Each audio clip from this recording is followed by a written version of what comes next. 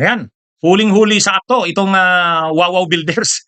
Ah, huling-huli sa akto kasi alam naman natin na ghost project yung controversial na 96 million na proyekto nitong Wawaw Builders doon sa Bulacan.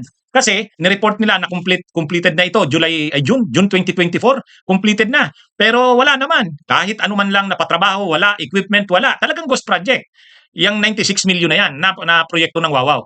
Kaya lang nitong nakaraang linggo, ayon sa kapitan ng barangay, ni-report kay DPWH Secretary Vince Dizon, mayroon na daw patrabaho doon, 3 weeks na. O, ibig sabihin niya, nire-remedyohan para yung multo gustong buhayin. Wala na, hindi na nila malulusutan yan. Alam na na ghost project yan.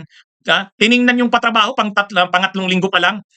Parang ano ito obvious na nire-remedyohan kasi talagang binanggit na ghost project yan. Kung hindi naungkatan yan, walang magtatrabaho. Pero ngayon dahil naungkatan, pilit na tinatrabaho na. Pero ngayon na lang, ang tagal na nilang report na completed yan at fully paid na yan, nabayaran na ng gobyerno. Wala na.